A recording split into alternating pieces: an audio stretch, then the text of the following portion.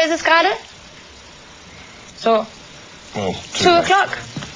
You've only just got up? Yeah. Okay. But I'm lucky. Because then you want to give an interview. If you've given 10 interviews before, maybe you would be fed up. No. And shout at me and... I wouldn't be sleeping, you know. I wouldn't have done nothing besides this, you know. It's the only thing I was willing to prepare to do, you know. Okay, we have to talk about your new album. Do we? Yes, I'm afraid so. It's your job and mine. Okay. Don't sulk. And when you started writing for the new album, I expect that sort of your writing style must have somehow changed from the success from Join Me.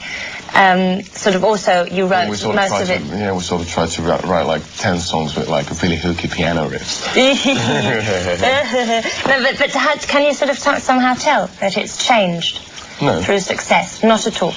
No, because you know, the music business is pretty weird of an industry. You know, people think that there are certain ways about making sure that you're going to get your money, but that's not true. You know. Yeah. Well, the success taught us was that we actually went more back to our roots, to Black Sabbath and all those things, and started figuring out. There was so much hassle going on that we really had to start speculating. Why are we in it? And then we understood that we're in it because we like music. You know. Yeah. We had those nostalgic moments, remembering all the days in the past when we were playing in Muget's garage. Yeah. With like mice and spiders hanging all over the floors, all over the ceilings. And did you have dolls with blood all over also? Dolls? Yeah.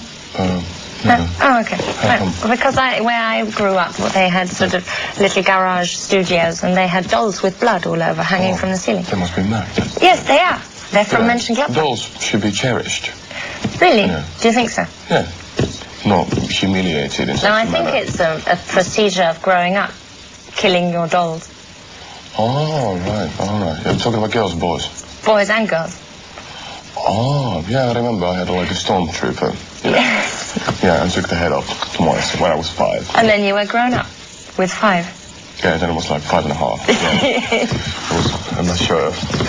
But you just mentioned, I've got the impression that you're somehow fed up with record companies at the moment. Oh, do you? Yes, because I'm very intelligent, I can tell. Oh, wow.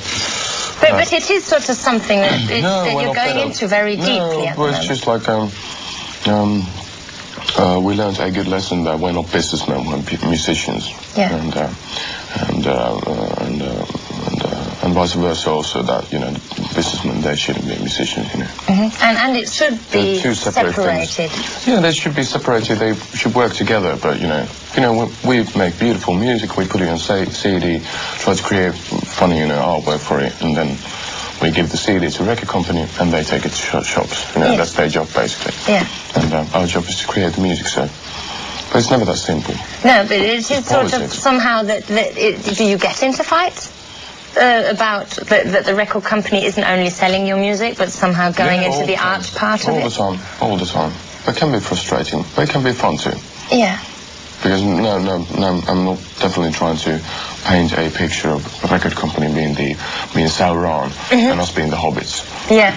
No, it's not like that. But it is also it's more something like the record companies, they're like orcs and we are elves. Yes. Yes. Oh, God. But it is something that always happens as soon as something becomes successful. The pressure gets stronger, that people think they're allowed to say what has to be on the record. Isn't that like it?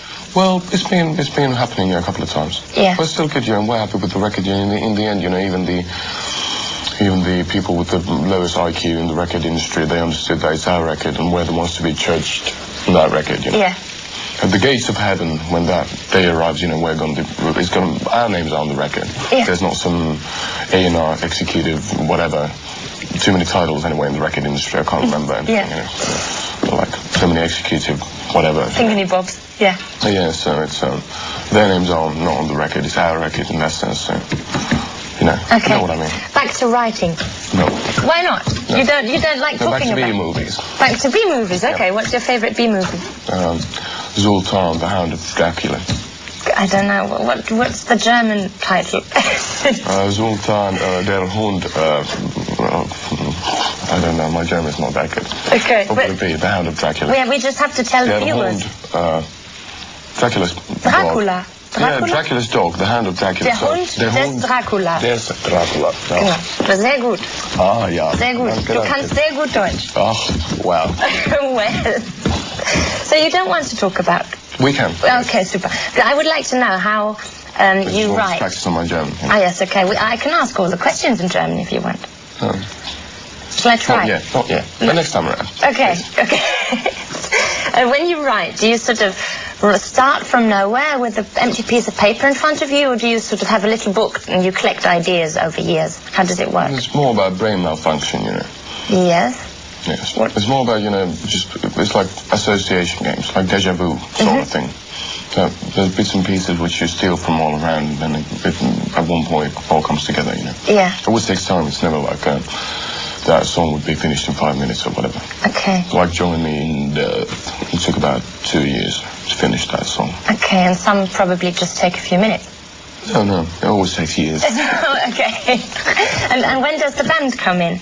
When you write a song? No, let them come in. What, never at all? What, when you go in the studio? They're knocking on the door, but usually I don't open it. Yeah. Do you keep it locked? Yeah, most of the time. But then at some like, point they have to know. No, I have a...